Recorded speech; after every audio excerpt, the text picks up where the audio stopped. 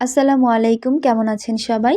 আশা করি যে যেখানে আছেন আল্লাহর রহমতে ভালো আছেন। আমিও ভালো আছি আলহামদুলিল্লাহ। আজকে আপনাদেরকে এই নতুন একটা কাজ দেখাবো। এটা একটা ছোট্ট বেবি ড্রেস করছিলাম। তো কোয়ার্ড সেট আমার চ্যানেলে আমি আপনাদেরকে কখনোই দেখাইনি। তো এটা আমার ফার্স্ট কোয়ার্ড সেট আমার চ্যানেলে, পেজে, বিজনেসে যাই বলেন না কেন। তো এটা ৩ বছরের বাচ্চার একটা বেবি ড্রেস ছিল। আমি এটা একেবারে সম্পূর্ণ নতুন একটা ডিজাইন আর সম্পূর্ণই নিজের ইচ্ছা মতো কালার কম্বিনেশন দিয়ে করেছি। তো ভাবছিলাম যে আমার এই নতুন কাজটা আপনাদের সাথে শেয়ার করতে করতে কিছু বিজনেস সম্পর্কিত কিছু আপনাদের সাথে শেয়ার করি। অনেকদিন যাবৎ বিজনেস নিয়ে কোনো কিছু বলা হয় না।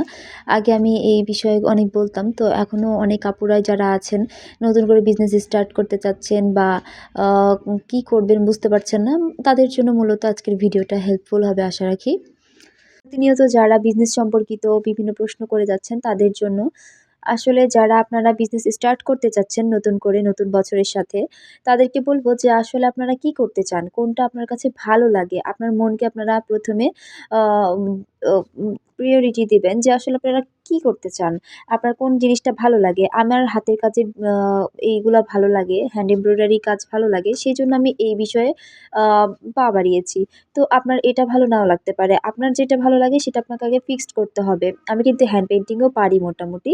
আমার কিন্তু ওইটাও করার ইচ্ছা ছিল, বাট আমি এটা করেছি কেন জানেন? কারণ আমার হ্যান্ড এমব্রয়ডারিটাই সবচাইতে বেশি ভালো লাগে।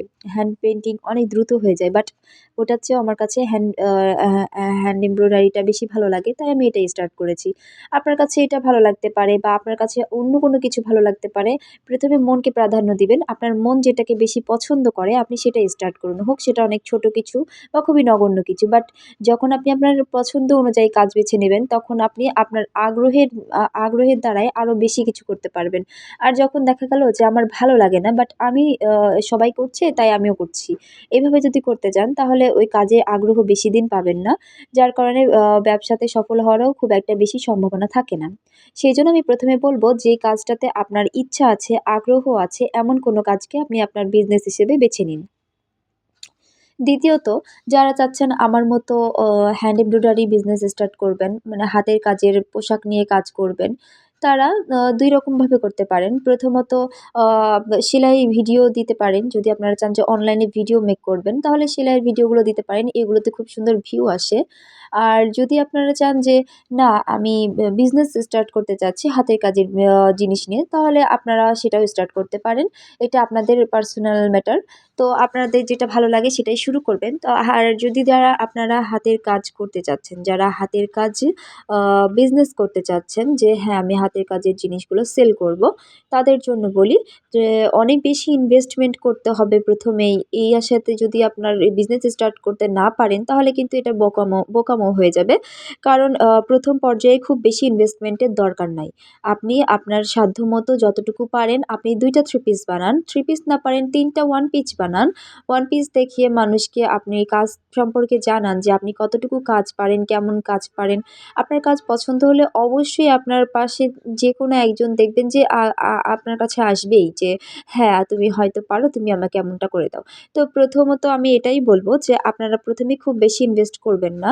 আর সেকেন্ডলি বলব এটা যে যখন আপনি বিজনেস স্টার্ট করে দিবেন, তখন দেখবেন আপনার বানানো কিছু প্রোডাক্ট ১ম এ যেগুলো বানিয়েছেন ওগুলো দেখা যাচ্ছে ২-৪ মাস বা ১ বছর ২ বছরও পড়ে থাকতে পারে ওই ১ম এর জিনিসটাই।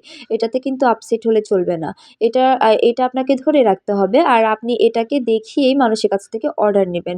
হ্যাঁ, আপনি অবশ্যই এমনটা করতে পারেন যে অনলাইনে আরো বিভিন্ন ডিজাইন আমি মেক করে দিতে পারি। আপনারা আমাকে অর্ডার করতে পারেন। এভাবেও আপনি আপনার কাস্টমার নিতে পারেন। আপনি বিভিন্ন ড্রেসের পিক দিলে সেইরকম করেই ডিজাইন করে ড্রেসটা মেক করে দিবেন। এরকমও আপনার কাস্টমারদেরকে জানাতে পারেন।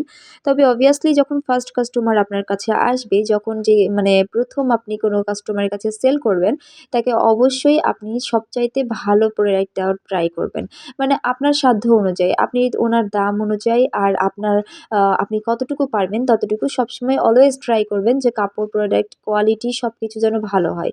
তাহলে যদি কোয়ালিটি ভালো হয় তাহলে তাহলে দেখবেন ওই কাস্টমারটাই পরবর্তীতে আপনার কাছে নিজেই রিপিট আসছে, এমনকি তার সাথেও আরও কিছু কাস্টমার আপনার সাথে অ্যাড হচ্ছে।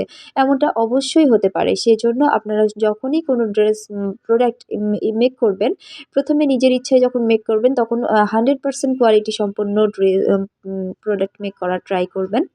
আর যদি কোনো কারণে কোনো কাস্টমার নিজেই চায় যে খুবই স্বল্প মূল্যে আ প্রোডাক্টের কোনো কোয়ালিটির নিয়ে মাথা ব্যাথা নাই, তাহলে সেক্ষেত্রে আপনি দিতে পারেন আপনার ইচ্ছামতো। তো আজকে এ পর্যন্তই। এরপরে আবারও কিছু নতুন কিছু আপনাদের মাঝে নিয়ে আসবো। আর আমার বিজনেস সম্পর্কিত আরও যে কথা বলার ছিল তা তো কিছুই শেষ হলো না। কিন্তু আপনারা আমি যেভাবে বলেছি এভাবে ধাপে, ধাপে এগোলে ইনশাআল্লাহ আপনাদের বিজনেসটাতে আপনারা সফল হতে পারবেন। তো ভালো থাকবেন সবাই। আজকের মতো এখানেই শেষ করছি। আল্লাহ হাফেজ।